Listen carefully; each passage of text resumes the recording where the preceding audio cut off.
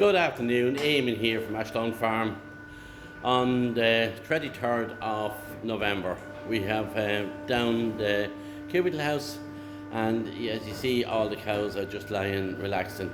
So to bring you up to speed of what's happening on Ashdown Farm, apologies first for the noise of the scraper. The scraper, as you see, is scraping down there nice and slowly, and they're a brilliant labour saving device on the farm. Just to have a look at that when I'm here. And if you just watch the way the cow will lift her foot, just watch this now. Look at that. And she'll just wait now and she'll lift the other foot when it comes close. Just watch. Nice and easy. The cow is so used to it. Now this time she'll lift it. It's amazing the way you can train animals. So that's them scrapers are in this over 20 years. But to tell you where we are on the farm, we have all the animals in. We put the last of them in yesterday. Along with putting them all in, we clip their backs as well. And on Wednesday this week, Wednesday morning, we dried off the rest of the cows. So it's the first time, which is historic on Ashdown Farm. It's the first time in my living memory and in my lifetime that we have no milking to do over the winter. As I talked to you in my previous videos, the Kenneth and myself made the decision of exiting winter milk, liquid milk, and going into spring milk. We're at liquid milk for the last 60 odd years, and this year we decided to exit. And this is the first time we will not be milking cows on Christmas Day. This morning we're out on the farm. Kenneth was out before me and we're finished at 9 o'clock. The cubicles all strapped down. Decided in for probably today and maybe tomorrow. And so all we have to do this evening now, Kenneth will come out this evening, just scrape down the cubicles and push in a bit of silage.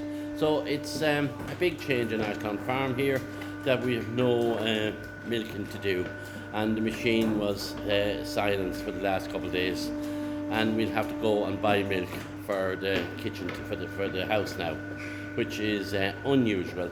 And I'm surely, you know, the biggest job will be to remember the milk, to buy the milk for the house. But look, we'll certainly enjoy this break.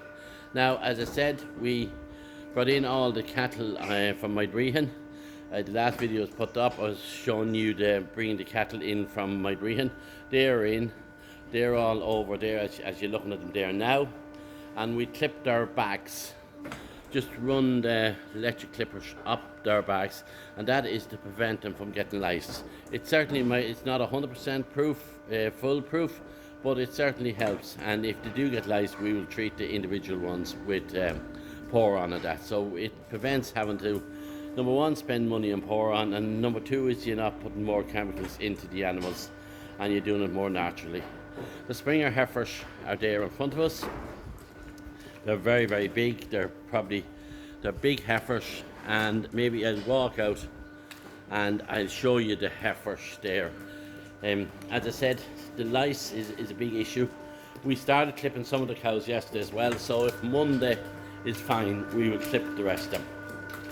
Clip their backs. See there now, we just run the clippers up their backs. And again, we will not use Pour-On unless we have to. Yeah, this white one, we done a couple of them there yesterday. This white one is done. You can see their bags there, along there. Kenneth done them. I'm not sure would he get a job as a barber, but it does the job for the cows anyways. Just make sure you bring it up to the shoulders, because up there is always a great spot for lice to live.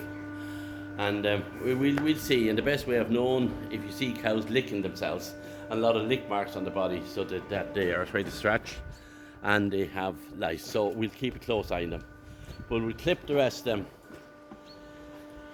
on Monday if it's fine. Sorry. Now I'll go down, as we were talking about the heifers. Down here, we had a lot of rain here for the last 12-14 hours. Last night was a very wet night, but it's very, very mild today, and that coldness is gone. So We certainly didn't get anything like the storms that they forecast. I'm not sure. Now you see the heifers there as well, along their backs. You see where they're clipped as well. They are the heifers. They are bigger heifers than normally because they should be being AI'd now and they won't be being AI'd until next May. So they'll be very, very strong heifers next year as well. And that's not a Frisian heifer. That's our ragu for our. Oh no, she is. Sorry, she's a Jersey cross. Sorry, she's a Jersey cross. She's smaller.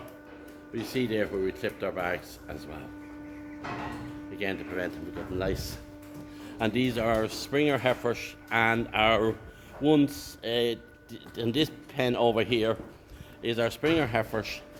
And the heifers, the calf last year had one calf. So they're put over here. They're more comrades and they won't be get bullied by the senior cows. So there's one of the heifers. You see her back clipped. And along with them, we clipped their tails as well because they'll be starting springing in January, February. I think they're starting calving in January, so to keep them nice and clean. So one or two of them are not lying up in the cubicles, and that's a little bit of annoyance to Kenneth and myself because they end up maybe getting dirty and maybe getting mastitis. So there's no heifer there. She's very heavy and strong heifer, and that's what happens when they go over. When they're calving down at over 2-year-olds. But there's a smaller one there. No, sorry, there's our ragu heifer there.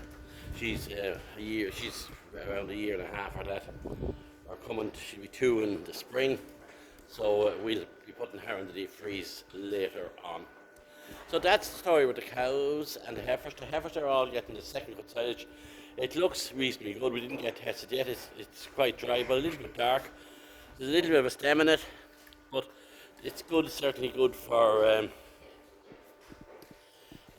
the heifers. So we're getting into the second cut, and we should be into the first cut again, the cows, calves. Well, certainly in the end of February or the end of January, early February, we should be into the first cut silage. So we'll be able to give the milk with the first cut. The milking cows is on second cuts as well, and they are on some round bales, the ones we purchased in.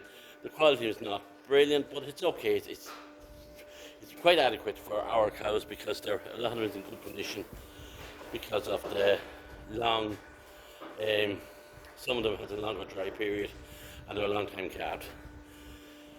And another little issue we have them by the John Deere, the heater went inside in the cab of the tractor, not the heater for starting it, and I'll have to get that fixed.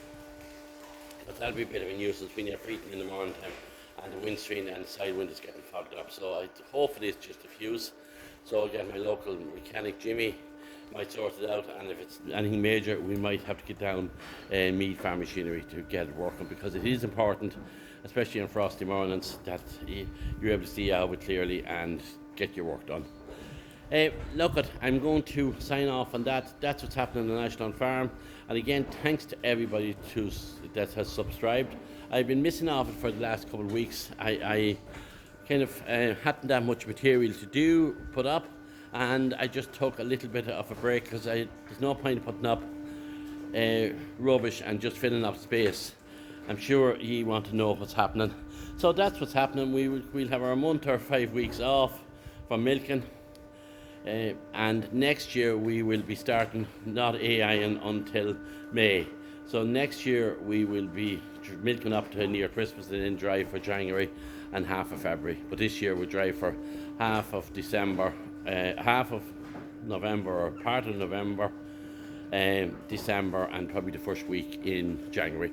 So look enjoy your weekend, enjoy the rugby, and we'll see you someday next week.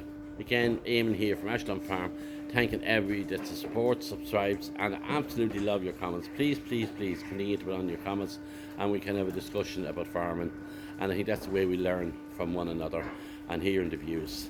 And from people in Ireland and people outside of Ireland, I really, really appreciate all your views and comments and likes. And look, will you please subscribe as well? I have a good lot of subscribers, but I want to build my subscriber and I want to build my viewership up. My ambition is to get about 20,000 views per video. So with your help, I have a long way to go with that, but with your help and you spread the word, I will do that. Thanks a million. Looking forward to putting up the next video with you.